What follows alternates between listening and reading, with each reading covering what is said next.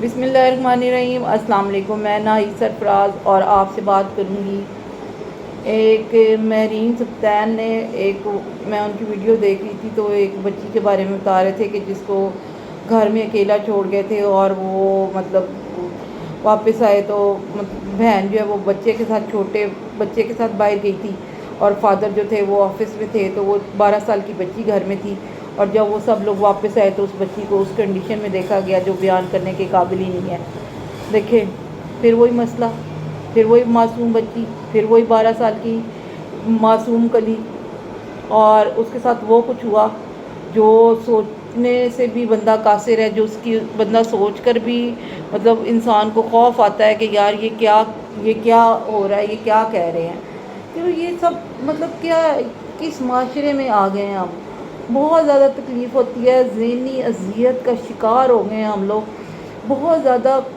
ایک دماغ میں ہر ٹائم ہر وقت ایک خطرہ منڈلاتا رہتا ہے، حالانکہ ہم اللہ تعالیٰ کے ماننے والے ہیں، ہمیں پتہ ہے جو کرنا ہے اللہ نے کرنا ہے، اس کے باوجود یہ حالات و واقعات نے ہماری زندگی جو ہے نا وہ دوبر کر دی ہے۔ ہم لوگوں کو جینا جو ہے نا وہ ہم جینا چاہتے ہیں لیکن جی نہیں سک رہے۔ تو یہ کیا ہے، کہیں میں یہ نہیں سمجھ آ رہی مجھے کہ میرے پیارے محمد مصطفیٰ صلی اللہ علیہ وآلہ وسلم کے دور میں کوئی اس طرح کا واقعہ ہوتا تھا؟ اور یہ اس طرح کے واقعات کی وجہ کیا ہے؟ دیکھیں میں ایک اور بھی ویڈیو دیکھ رہی تھی، سیالکوٹ کی ایک مائی تھی، 60 سالہ خاتون تھی، اس کے ساتھ بھی یہی کچھ ہوا سیم، جیسے اس بچی کو مار دیا گیا، اس بچی وہ لیڈی خاتون کو بھی مار دیا گیا، قتل کر دیا گیا، اور ان کی بھی عزت پامال کی گئی، اس بچی کی بھی عزت تار تار کی گئی۔ کیا ہم لوگوں میں ہوس، کیا ہم لوگوں میں یہ کیا چیز آ گئی ہے، کیوں شیطانیت ہم لوگوں میں بھر گئی ہے؟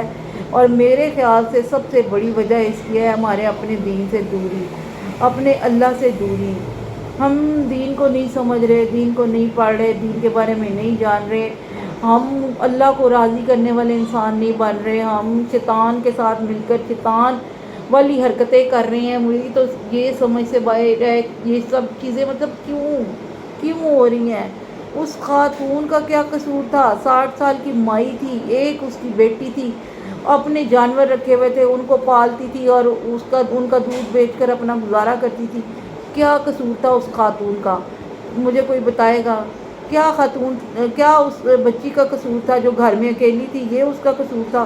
آخر اس کے ساتھ یہ واقعہ کیسے پیش آیا، کیوں پیش آیا؟ سمجھ سے باہر ہے۔ اور میں پھر یہی کہوں گی، مت اعتبار کریں اپنے بچوں کے معاملے میں کسی پر بھی، بچوں کیا بڑوں کے معاملے میں بھی آج کل اعتبار کا دور نہیں ہے۔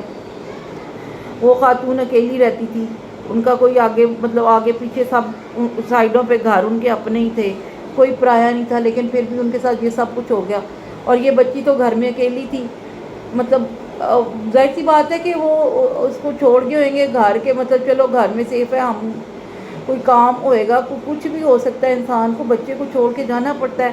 لیکن یہ دیکھیں کہ وہ جو واپس آتے ہیں تو وہ گھر اندر سے ہی لاک ہے، ٹھیک ہے، اندر سے لاک ہے، اور وہ لوگ شیشہ توڑ کر اندر گئے ہیں۔ اب شیشہ توڑ کر اندر گئے ہیں تو اس کا مطلب ہے کہ کوئی ایسا ہی بندہ آیا تھا نا جس کو وہ بچی جانتی تھی، اور وہ بچی جب اس کو جانتی تھی تو اس نے اس کو اندر بھی انٹر ہونے دیا۔ پھر وہ اس کے ساتھ انہوں نے جو کچھ کیا، اس کے جسم پہ جگہ جگہ اللہ معافی، توبہ استغفار، ہم بھی بچیوں والے ہیں، اللہ پاک جو ہے نا اپنے حفظ و امان میں رکھے اور اپنی پناہ میں رکھے ہر بچے کو، ہر بچی کو۔ لیکن یہاں پہ نا یقین مانے انسان کا دماغ معاف ہو جاتا ہے کہ یار سڑک پہ محفوظ نہیں ہے بچی، گھر پہ محفوظ نہیں ہے بچی، کہیں باہر محفوظ نہیں ہے بچی۔ تو پھر کیا مجھے تو یہ جو میں نے اس کا وہ انالیسس کیا ہے، مجھے لگ رہا ہے کہ ہمیں اب چینج ہونا پڑے گا۔ ہم لوگوں کو اپنے دین کے اندر جو چیزیں ہیں اس کو اپلائی کرنا پڑے گا۔ کوئی نہیں آ کے کرے گا ہماری ہیلپ، کوئی نہیں آئے گا ہماری ہیلپ کے لیے، کوئی نبی نہیں آنا ہے۔ آخری نبی نے جو چیزیں بتا دی ہیں وہی چیزیں اپلائی کرنی پڑنی ہیں، پھر ہی سدھار سکتے ہیں ہم سب کچھ، پھر ہی سدھر سکتا ہے سب کچھ، ورنہ سدھر نہیں سکتا۔ ہم اپنے دین سے بہت دور ہو گئے ہیں، اور دین سے دوری کی وجہ سے ہی ہم ان تمام مشکلات کا شکار ہو رہے ہیں۔ ہمارے بچے بے روی کا شکار ہیں، نماز نہیں پڑھنی، مسجد میں نہیں جانا ہے، اور قرآن مجید کی تلاوت نہیں کرنی ہے، قرآن مجید کو سمجھنا نہیں ہے۔ تو پھر ظاہر سی بات ہے، چاہے بڑے ہیں چاہے چھوٹے ہیں، جو دین سے دور ہے پھر اس کو تو کوئی پرواہ نہیں ہے، شیطان آئے گا، شیطانیت چھائے گا، اس کو تو کوئی مسئلہ نہیں ہے۔ اس لیے میں تو یہی ریکویسٹ کروں گی آپ لوگوں سے کہ اپنے بچوں میں دین عام کریں، اپنے بچوں کو دین سکھائیں، اپنے بڑوں کو دین سکھائیں، 5 وقت کا نمازی بنائیں، حضور صلی اللہ علیہ وسلم کی جو سنتیں ہیں ان پہ عمل کروائیں، ان پہ عمل کرنے کی تلقین کریں، خود بھی کریں، اور بیٹیوں کو خاص طور پر بیٹیوں کے لباس ٹھیک کریں، بیٹیوں کو باپردہ بنائیں، بیٹیوں کو مطلب ان کو اس طرح سے نہ لوگوں کے سامنے پیش کریں کہ وہ ان کو کھانے کے لیے دوڑ پڑیں۔ اپنی بیٹیوں کی حفاظت ہم خود کر سکتے ہیں، کوئی اور نہیں کر سکتا۔ تو یہ سب سے پہلے تو میں کہوں گی ہم بھی نہیں کر سکتے حفاظت۔ کیا حفاظت ہم کر سکتے ہیں؟ بیٹی گھر میں محفوظ ہوتی ہے، یہ بیٹی گھر میں ہی اجڑ گئی، یہ بیٹی اور صرف نہ اجڑی، وہ دنیا سے ہی چلی گئی، اور ادھر وہ خاتون، وہ عمر رسیدہ خاتون، اس کا کیا قصور تھا؟ وہ اپنے گھر میں ہی لٹ گئی، اپنے گھر میں ہی برباد ہو گئی۔ سمجھ سے باہر ہیں ساری چیزیں۔